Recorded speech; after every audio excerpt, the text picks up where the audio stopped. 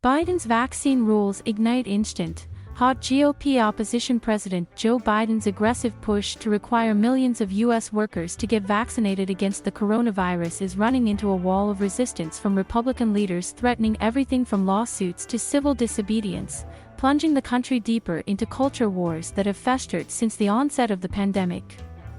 In South Carolina, Governor Henry McMaster says he will fight to the gates of hell to protect the liberty and livelihood of every South Carolinian.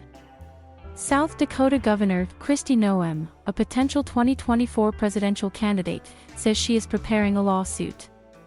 And J.D. Vance, a conservative running for a U.S. Senate seat in Ohio, is calling on businesses to ignore mandates he describes as Washington's attempt to bully and coerce citizens. Only mass civil disobedience will save us from Joe Biden's naked authoritarianism, Vance says. Biden is hardly backing down. In a visit to a school Friday, he accused the governors of being cavalier with the health of young Americans, and when asked about foes who would file legal challenges, he retorted, "Have at it." The opposition follows Biden's announcement Thursday of a major plan to tame the coronavirus as the highly contagious Delta variant drives 1,500 deaths and 150,000 cases a day. Biden is mandating that all employers with more than 100 workers require their employees to be vaccinated or test for the virus weekly, affecting about 80 million Americans. Another 17 million workers at health facilities that receive federal Medicare or Medicaid also will have to be vaccinated, as will all employees of the executive branch and contractors who do business with the federal government.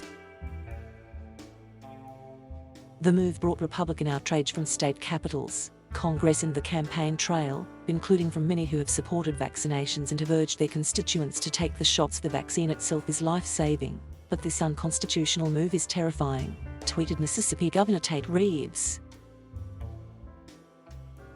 Texas Representative Dan Crenshaw, who has promoted the vaccine safety to his constituents, said, "The right path is built upon explaining, educating and building trust, including explaining the risks, benefits, pros, cons in an honest way so a person can make their own decision." More than 208 million Americans have received at least one vaccine dose, but some 80 million remain unvaccinated, driving infections. There are now about 300% more new daily COVID-19 infections, about 2.5 times the hospitalizations and nearly twice the number of deaths as at the same time last year. While breakthrough infections do happen among the vaccinated, those cases tend to be far less severe, with the vast majority of deaths and serious illnesses occurring among those who have not received shots. The pandemic is worsening in many of the states where governors are most loudly protesting the president's actions. South Carolina, for example, is averaging more than 5,000 new cases per day and has the nation's second highest infection rate. A hospital system there started cancelling elective surgeries this week to free staff to help with the crush of COVID-19 patients. In a section of Idaho, overwhelmed hospitals have implemented new crisis standards to ration care for patients. And in Georgia, hospitals have been turning away ambulances bringing emergency or ICU patients. "I am so disappointed that particularly some Republican governors have been so cavalier with the health of these kids, so cavalier with the health of their communities," Biden said during his school visit. "This isn't a game." But Republicans and some union officials say the president is overreaching his constitutional authority. They take issue, in particular, with the idea that millions could lose their jobs if they refuse to take the shots. "That's a ridiculous choice," said Mississippi Governor Reeves. Biden, however, says he's doing what needs to be done to fight resistance that has continued despite months of encouragement and incentives. In his White House speech announcing the new measures, he was visibly frustrated, criticizing the remaining holdouts and accusing some elected officials of actively working to undermine the fight against COVID-19. Instead of encouraging people to get vaccinated and mask up, they are ordering mobile morgues for the unvaccinated dying from COVID in their communities, he said. Court fights are sure to follow in a number of states. Vaccine mandates are supported by a small majority of Americans. An August poll from the Associated Press NORC Center for Public Affairs Research found majority support requiring vaccinations for healthcare workers, teachers at K-12 schools and public-facing workers like those who work in restaurants and stores. Overall, 55% back vaccine mandates for government workers. and about half of working adults favor vaccine mandates at their own workplaces. But the numbers are deeply polarized, with Democrats far more likely to support mandates than Republicans, who have also been less supportive when it comes to getting shots themselves. While demand for vaccinations has risen over the summer, a persistent number of Americans have said they have no intention of ever receiving them.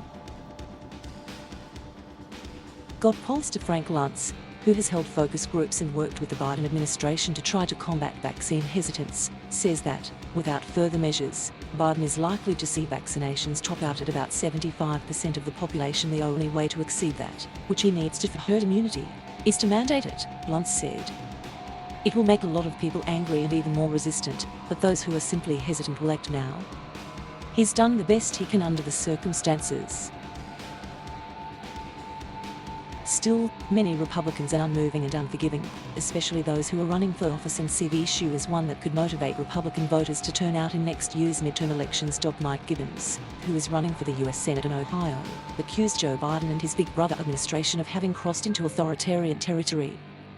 The American people have a right to assess the risks and benefits of the vaccine and make the decision on what is best for themselves and their families, he said. That decision should be made by doctors and the individual, not the government. With the midterms coming, Drew McKissick, South Carolina's GOP chairman, says he imagines Democrats in his state being tied to their party's radical liberal policies.